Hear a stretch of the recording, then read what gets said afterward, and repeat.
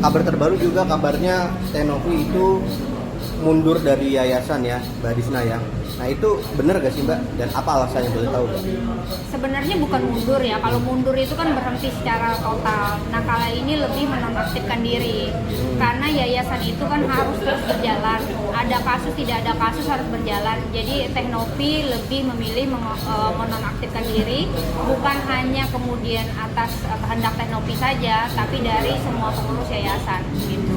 Kenapa mundur di saat ini lagi saat genting ya, saat Agus yang mengklaim memiliki hak juga itu tiba-tiba mundur. Nah itu nggak takut ada serangan-serangan lagi Kak gitu?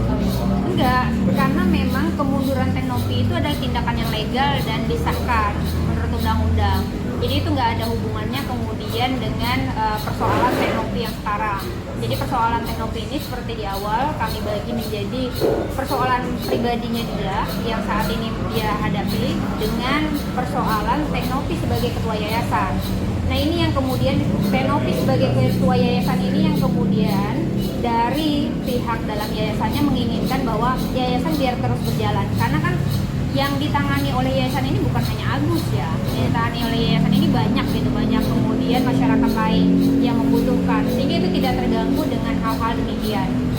Siapa nanti penggantinya Novi sendiri ketika Novi memutuskan untuk berhenti sementara dari ketua yayasan?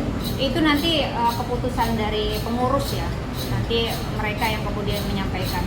Itu kemunduran nonaktif sementara Novi itu sudah musyawarah dengan para donatur belum Kak? Kira-kira? Nggak ada hubungannya.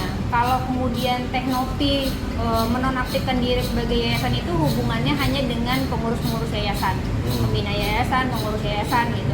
Hanya di lingkup yayasan saja. Apa karena mungkin Novi Pratiwi pusing juga mungkin karena mungkin menghadapi banyak permasalahan, semakin muncul banyak nih, terus nggak fokus juga akhirnya mengurus yayasan untuk berdampak. Kalau pusing sih mungkin lebih ke terganggu ya, terganggu kemudian kehidupan pribadinya, terganggu kemudian kehidupan profesinya, begitu, lebih ke sana. Makanya kemudian Tenovi pengen menyelesaikan ini setuntas-tuntasnya, baik itu permasalahan dia secara pribadi dengan AL maupun persoalan yayasan dengan Agus. Tapi untuk dana sendiri masih aman nggak ya? Dana sampai hari ini kami pastikan masih ada di yayasan. Oke, dan ini juga bisa kan Novi hanya temporary ya, atau sementara Iya, ya? betul. Nggak permanen keluar, undur diri dari yayasan ya? Betul, enggak. Karena memang kan LP Tenovi udah berjalan nih sampai hari ini, sudah pemanggilan saksi-saksi.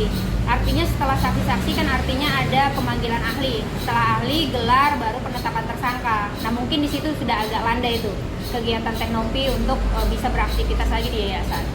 Mungkin nggak yayasan sendiri akan nanti diperiksa gitu, misalkan contoh ya, kalau diperiksa nanti siapa yang akan bertanggung jawab, apakah Tenovi yang turun atau gimana? Kalau misalkan memang yayasan itu dibutuhkan untuk diperiksa gitu dalam kasus Novi ini? Pasti pengurus yayasan pasti ikut campur di dalam itu ya. Artinya siapa yang bertanggung jawab nanti biar kemudian pihak yayasan yang menjelaskan. Masih timnya Kak Novi juga ya? Betul.